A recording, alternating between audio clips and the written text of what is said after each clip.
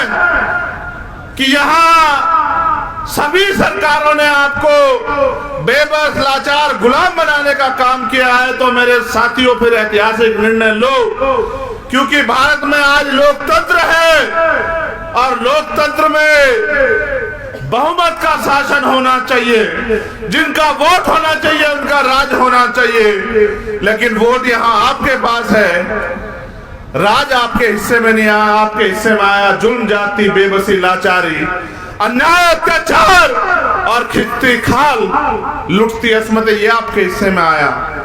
बेबसी, लाचारी और कई तरह की बेबसी, लाचारी। अभी आज छात्र संघ चुनाव होते थे, छात्र संघ चुनाव से हवा का पता लगता था।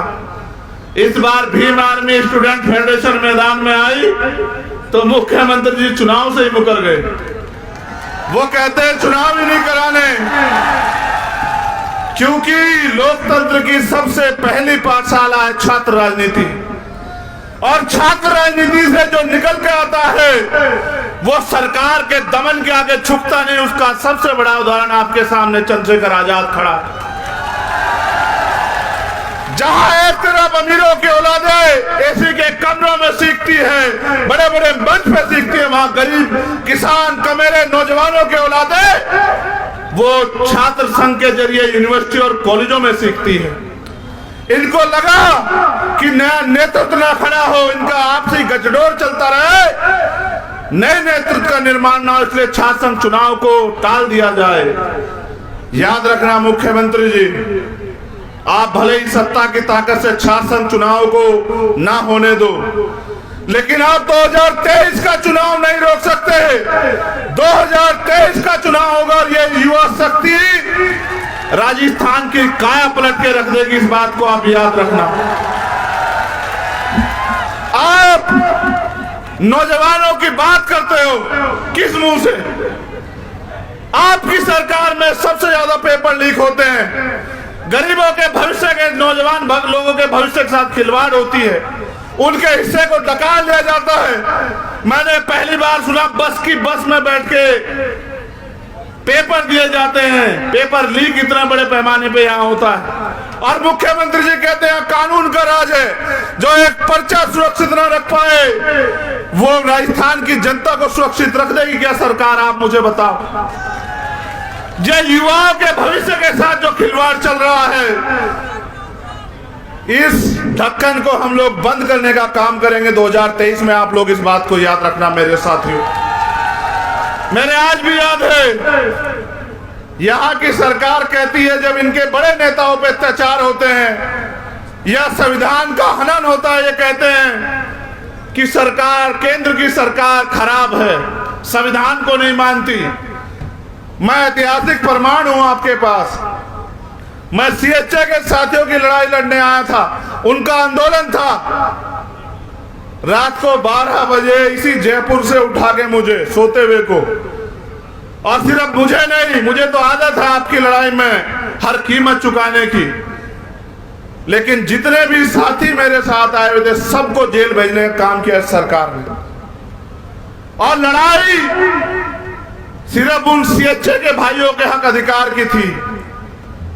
यहां थर्ड ग्रेड टीचर का जो है वो ट्रांसफर नहीं हो रहा, चाहे आशा कार्यकर्ता हो, आंगनबाड़ी हो, सीएचए के भाई हो, थर्ड ग्रेड टीचर हो, सरकारी कर्मचारी हो, तमाम लोग परेशान हैं।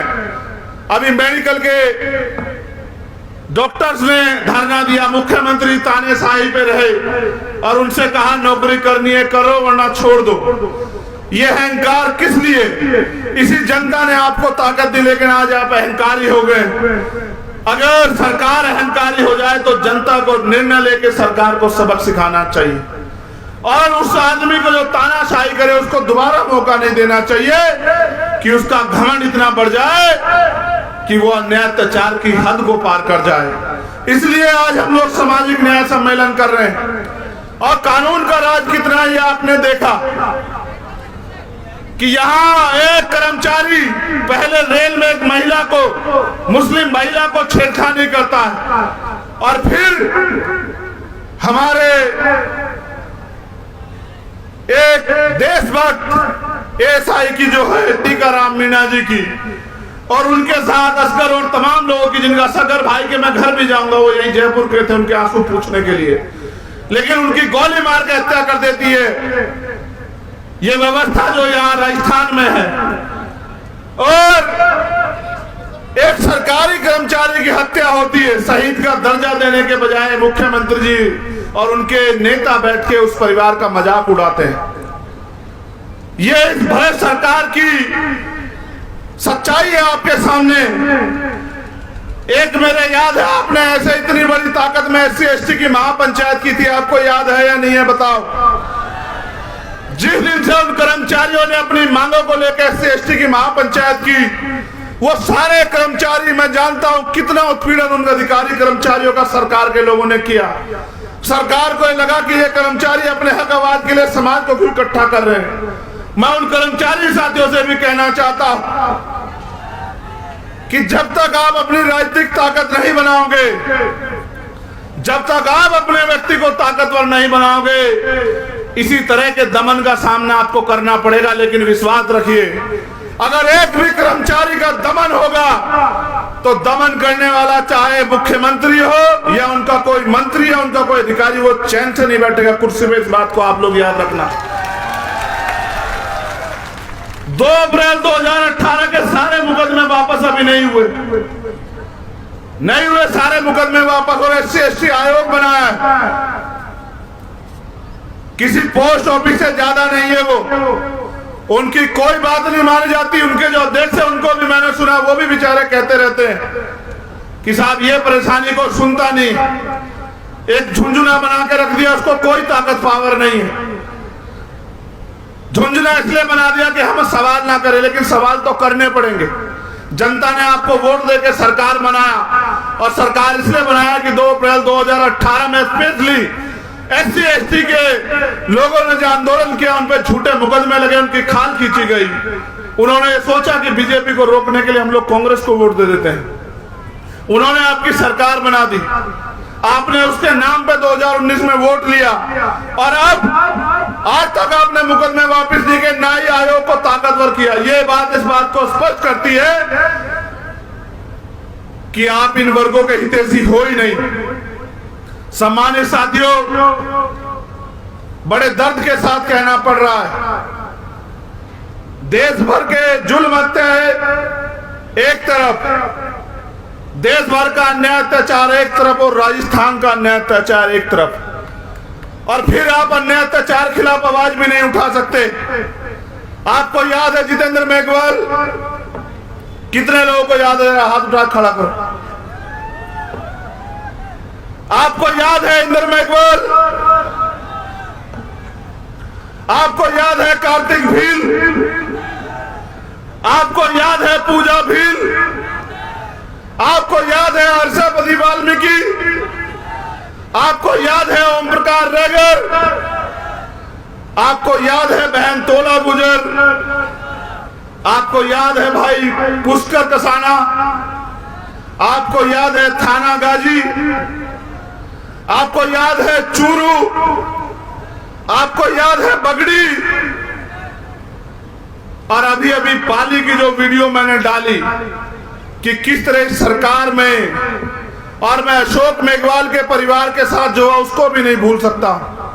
मैंने आपको हर न्याय पंचायत में याद दिलाया, जब भी आपने सामाजिक न्याय सम्मेलन किए मैंने आपको याद दिलाया कि जुल्म जाति अन्याय अत्याचार के जिम्मेदार हम लोग हैं, और कैसे ये आपको जानना चाहिए। आज आप यहाँ हजारों की संख्या में आए, हम इसलिए जिम्मेदार हैं कि जिस वोट के दम पे हम अपना राज स्थापित कर सकते थे, उस वोट को हमने इनको देने का काम किया, और इन्होंने बदले में जो इनका स्वभाव है, इन्होंने बदले में वही अन्याय अत्याचार जुल्म जाति हमें देने का काम किया। अगर आपने इनको ताकतवर न बनाया होता तो किसी जालिम की हिम्मत नहीं होती कि वो जितेंद्र मेघवाल को चाकू से चीर देता। किसी जालिम की हिम्मत नहीं होती कि वो पूजा भील की 10-11 टुकड़ों में जो है उसकी हत्या कर देता। कोई किसी सामंत की हिम्मत नहीं होती कि वो इंद्र मेघवाल को पीट पीट के मार देता मटकी छूने पर, उसके खिलाफ पंचायत होती है। ये हमें मारते भी है और उनके खिलाफ हमारे जो अन्याय की लड़ाई है उसके खिलाफ पंचायत भी करवाते हैं। आप ये बताओ कि बाबा साहब ने हमें वोट का अधिकार स्वाभिमान सम्मान की जिंदगी के लिए दिया। बाबा साहब ने हमें वोट का अधिकार गुलामी की बेड़ियां काटने के लिए दिया, और आपने अपनी वोट का प्रयोग किस लिए किया मेरे साथियों? ऐसे लोगों पे भरोसा करने के लिए जिनका बस चले तो वो आपसे सांस लेने का अधिकार छीन ले, जिनका बस चले वो आपसे पानी पीने का अधिकार छीन ले, जिनका बस चले वो आपसे अच्छे कपड़े पहनने और आजादी से जीने का अधिकार छीन ले। ऐसे लोगों का इसलिए क्योंकि हमने गलती की तो सजा भी हमें मिल रही। वो दो धारी तलवार है, अगर आप दुश्मन को दोगे तो आपका इलाज होगा, और अगर आप अपनों को दोगे तो आपकी परेशानियों का इलाज होगा। आपको यह तय करना है कि आपको किसका इलाज करवाना है, अपना या उनका, या अपनी परेशानियों का। मेरे प्यारे भाइयों, सरकार ने बहुत सारी नई नई योजनाएं कुछ दिन पहले लागू की। क्यों 4.5 साल से पहले लोग नहीं रहते थे क्या यहाँ?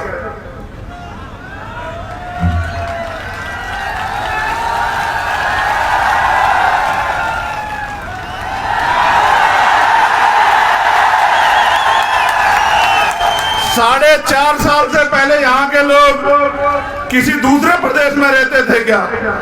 4.5 साल बाद आपको क्यों दिखाई दिया कि यहाँ के लोगों को इन समस्याओं से निजात दिलानी है? क्यों 4.5 साल आप सो रहे थे क्या मुख्यमंत्री जी? मुझे कहना नहीं चाहिए, लेकिन क्या आप मेरा दर्द जानना चाहते हो? मैं उदयपुर आया जितेंद्र मेघवाल के परिवार से मिलने के लिए। इन्होंने मुझे एयरपोर्ट से वापस भेज दिया। मैं उसके बाद 3 बार आया।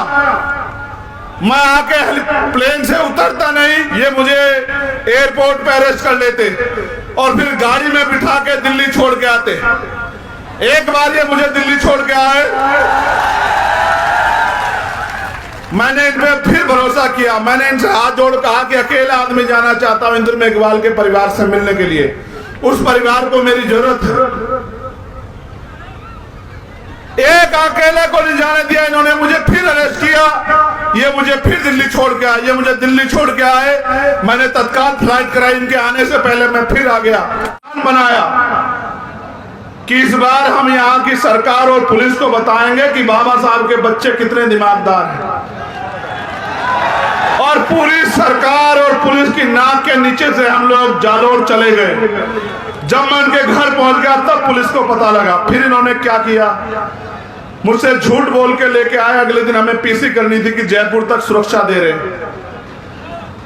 और जयपुर लाके फिर 50 गाड़ी लगा के पूरा जयपुर बंद करके फिर मुझे दिल्ली छोड़ के आए। मैंने इनसे कहा कि जितना फोर्स मुझे रोकने के लिए लगाते हो श्रीमान जी, इतना फोर्स इन वर्गों की सुरक्षा के लिए लगा दो तो आपके प्रदेश में अन्याय अत्याचार नहीं होगा। मैं आता भी तो करता क्या, आपसे तो अपील करता कि आओ लड़ो। लेकिन मैं आपसे पूछना चाहता हूं, ओम प्रकाश रेगर का परिवार इस मंच पे है। उसकी छोटी बहन, जो मेरी भी छोटी बहन है, उस माँ से, उस पिता से मैंने वादा किया था कि आपके बच्चे को न्याय दिलाऊंगा, अपने छोटे भाई ओम प्रकाश रेगर को न्याय दिलाऊंगा। मैं क्यों आता हूं उसका सच ये है कि ओम प्रकाश रेगर मरने से पहले सुसाइड नोट में यहाँ के किसी नेता का नाम नहीं लिखता। वो एक बात लिखता है कि मेरा भाई आएगा चंद्रशेखर आजाद मुझे न्याय दिलाने के लिए। कार्तिक भील मेरे एक नौजवान भाई की हत्या कर दी जाती है। आप ये देखो, 8 महीने से कार्तिक भील का परिवार न्याय के लिए लड़ रहा है। क्या जवाब दूं मैं इनको? पानी देना यार। आप बताओ, क्या मैं जुल्म जात के आगे आंखें बंद कर लूं या घुटने टेक दूं? आप बताओ मेरे लोगों, आप बताओ, आपको तय करना। क्या मैं औरों की तरह इनके आगे हार मान लूं?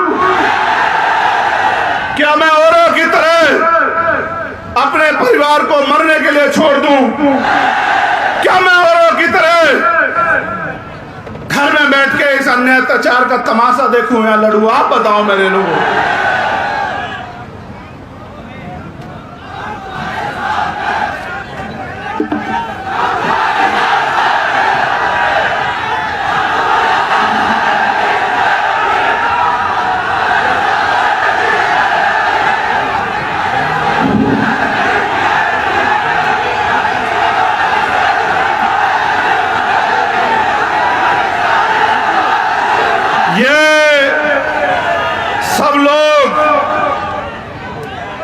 ये सब लोग ये सोचते होंगे कि हमें आजाद हुए 75 साल हो गए, मगर ऐसा क्या है कि आज भी हम भारत में रोटी कपड़ा मकान की लड़ाई लड़ रहे हैं, हिस्सेदारी हकदारी की लड़ाई क्यों नहीं लड़ रहे? आप बताओ मेरे लोगों, तोला गुजर बहन के परिवार को क्या जवाब दूं? आप बताओ इंद्र मेघवाल और जितेंद्र मेघवाल के परिवार को क्या जवाब दूं? और आप बताओ लाखों लाखों नौजवानों को क्या जवाब दूं? मैं एक चीज जानता कि हर जुल्म जाति की एक उम्र होती है, हर अन्याय की एक सीमा होती है और हर दमन का बंदोबस्त होता है। अब समय आ गया है साथियों कि ये जो दमन राजस्थान में चल रहा है, इस दमन को हमें कुचल के स्वाभिमान सम्मान और हक अधिकार की जिंदगी राजस्थान में प्राप्त करनी है।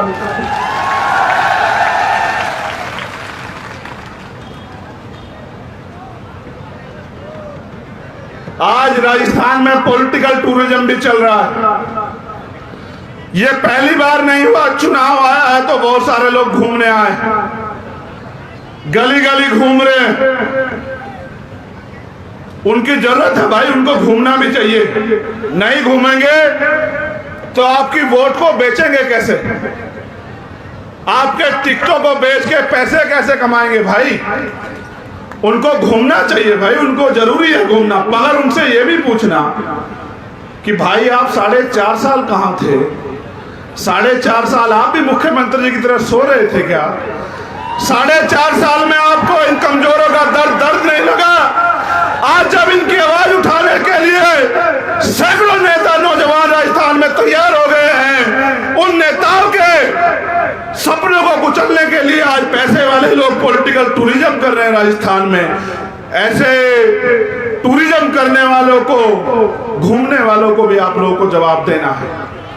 मेरा तो एक ही बात को कहना है, एक चीज बहुत जरूरी जिससे आपको सावधान रहना है। जो भी नूह में हुआ, जो करने का प्रयास बरेली में किया गया, यहां जिनकी सरकार है उनसे हमें सत्ता छीननी है, लेकिन इसके बाद 2024 में सेंटर में भी जो भाजपा की सरकार है उनसे भी हमें सत्ता छीननी, इस बात की भी तैयारी हम लोगों को करनी है।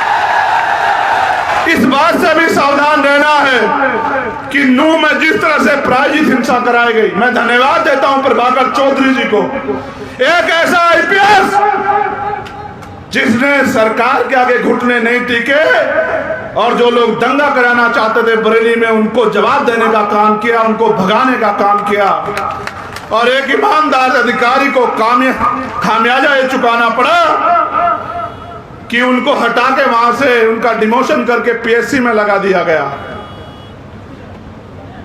सरकारें बदलेंगी।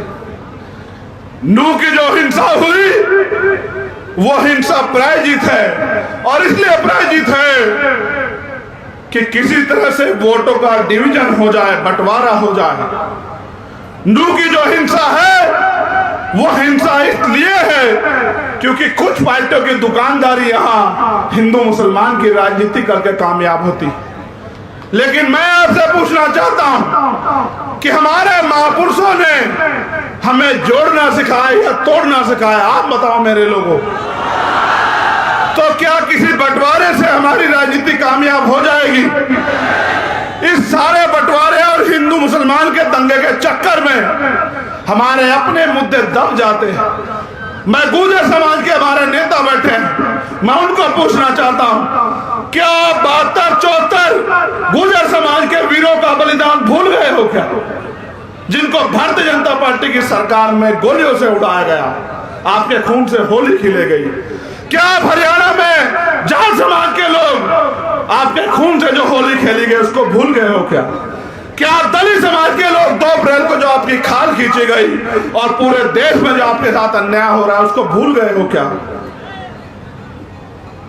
अगर आज भूल जाओगे तो कारवा लुट जाएगा, और कारवा लुट जाएगा तो लोग आपसे, आने वाली पीढ़ियां ये सवाल पूछेंगी कि जब अधिकार थे तो आप क्या कर रहे थे। दीवार को खड़ा करने का प्रयास किया जा रहा है, लेकिन मेरी इस बात पर गौर करना कि जो स्वाभिमान सम्मान आज हमें प्राप्त है, बाबा साहब से पहले ये दिलाने के लिए मैं नाम गिनाऊंगा आपको और आप याद करना। मैंने दिल्ली के मंच से भी आपको याद दिलाए थे। राष्ट्रपिता ज्योतिबा फूले, छत्रपति साहू जी महाराज, पेरियर रामासामी नायकर, पेरियर लल्लू यादव, बाबू जगदेव प्रसाद कुशवाहा, जननायक कपूरी ठाकुर, बाबू शिवदयाल चौरसिया, संत राम बीए प्रजापति जी, चौधरी कुंभाराम आर्य, सर छोटू राम, चौधरी चरण सिंह, ये सब पिछड़े वर्ग के लोग हैं, आपके अपने परिवार के लोग हैं। इन्होंने आंदोलन चलाया, उसी को आगे खींचने का काम पहले बाबा साहब अंबेडकर ने, फिर मान्यवर काशीराम साहब ने किया। आप अपने अपनों को नहीं जानते, इसलिए आपको, जब आप इतिहास नहीं जानते, इसलिए आपको हिंदू मुसलमान में बांट के आपके ऊपर राज करना चाहते हैं।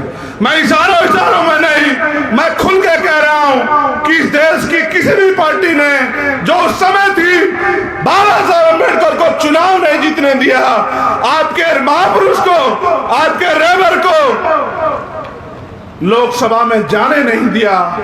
अगर ना होते मुसलमान और ना वो खुलना से बाबा साहब अम्बेडकर को जिता के कॉन्स्टिट्यूशन असेंबली में भेजते, तो बाबा साहब अम्बेडकर संविधान नहीं लिख पाते मेरे लोगों।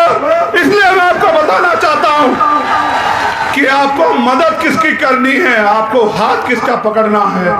हमारी लड़ाई किसी जाति धर्म से नहीं है, हमारी लड़ाई अत्याचार के खिलाफ है, गैर बराबरी पर आधारित व्यवस्था के खिलाफ है, हमारी लड़ाई असमानता के खिलाफ है, हमारी लड़ाई हिस्सेदारी की है, हमारी लड़ाई स्वाभिमान सम्मान के जीवन की है। और अगर कोई मानववादी विचारधारा को, गैर बराबरी की विचारधारा को पालने पोषने का काम करेगा तो वो हमारा अपना कभी नहीं हो सकता। इस बात को आपको याद रखना है। सम्मानित साथियों, एक बार मैं आया था गोली लगने के बाद भरतपुर, और आज आया हूं राजस्थान। मेरे जैसे हजारों लोगों के खून बहेंगे। आजादी मांगने से नहीं मिलती है, आजादी की कीमत चुकानी पड़ती है। सरदार मनोज सिंह धवन यहाँ बैठे हैं, हमारे राष्ट्रीय सचिव सोमनाथ प्रजापति जी यहाँ बैठे हैं। इतिहास गवाह है, मांगने सिर्फ भीख मिलती है, अधिकार और आजादी छीननी पड़ती है, और छीनने के लिए बल की जरूरत होती है। और साहब काशीराम जी ने कहा, जिनका दल नहीं होता उनका बल नहीं होता, और जिनके पास बल नहीं होता उनकी समस्याओं का हल नहीं होता। मैं अपनी बहनों से पूछना चाहता हूं, माओ से पूछना चाहता हूं, अगर अमीर इस देश में गरीबों के हितैषी होते तो आप बताओ कोई गरीब रहता क्या? आप जानते नहीं राजस्थान का हाल, ना पीने को साफ पानी, ना रोजगार, चारों तरफ से महंगाई की मार, जुल्म जाति अत्याचार। एनसीआरबी का आंकड़ा देखो, डाटा देखो तो रूह कांप जाती है। क्या क्या नहीं सहा पिछले 5 साल में। मेरा आपसे सवाल है, आगे भी ये सहना चाहते हो क्या? आपने सबको अवसर दिया, सबको ताकत देके भेजी। हर्षाधिपति वाल्मीकि को किसने पीटा? वो विधायक कौन सी पार्टी का था बताओ मेरे साथियों? वो विधायक कौन सी पार्टी का था बताओ मेरे साथियों? कौन सी पार्टी का? नहीं, जोर से बताओ। बहुजन मीडिया के साथियों को पता लगना चाहिए कौन सी पार्टी का था, किसकी वोट से बना। आपकी वोट लेके आपको पीटने वाले लोगों को दोबारा से मौका दोगे क्या भाई? आप जानते नहीं कि वो आपकी वोट लेके किसका इलाज करेंगे? आपका, आपको नुकसान पहुंचाएंगे, आपकी सच्ची लड़ाई लड़ने वालों को नुकसान पहुंचाएंगे। आपको यह तय करना पड़ेगा कि आपका अपना दल आजाद समाज पार्टी, उसका चुनाव निशान क्या है? जरा जोर से बताओ। नहीं, और जोर से बताओ, गला जोर पता लगना चाहिए। नहीं, तुम्हारी आवाज मुझसे कम है। क्या है चुनाव निशान? बहुत अच्छे। अब आखिरी बात सुनो, आगे के लिए क्या करना है। अभी अभी एक बयान आया, वो देश के यशस्वी प्रधानमंत्री जी जो खुद को गरीब का बेटा कहते हैं, जो 10 करोड़ का सूट पहनते हैं, वो प्रधानमंत्री जी जो चुनाव के समय कहते हैं मैं पिछड़ी मां का बेटा हूं, और चुनाव के बाद जो पिछड़े समाज के हक अधिकारों को लुटवाने का काम करते हैं, वही प्रधानमंत्री के आर्थिक सलाहकार जो हैं विवेक ओबराय, आजादी के दिन के समय उनका यह बयान आना, मेरी बात पे गौर करना कि भारत के संविधान को बदलने की जरूरत है। यह संविधान पुराना हो गया। यह सिर्फ कोई बयान नहीं है और उसका अपना बयान नहीं है। मैं पूरी जिम्मेदार से कहता हूं, आरएसएस और भारतीय जनता पार्टी हमेशा से भारतीय संविधान के खिलाफ थी। इसलिए मैं आपसे कहना चाहता हूं कि मैं इनको ज्यादा मौका नहीं दूंगा।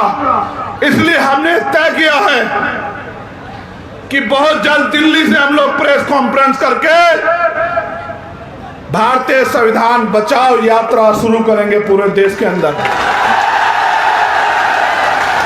और वो यात्रा मध्य प्रदेश से शुरू होगी, वो यात्रा राजस्थान में अभी आएगी और देश के पूरे देश के कई कोनों में जाएगी।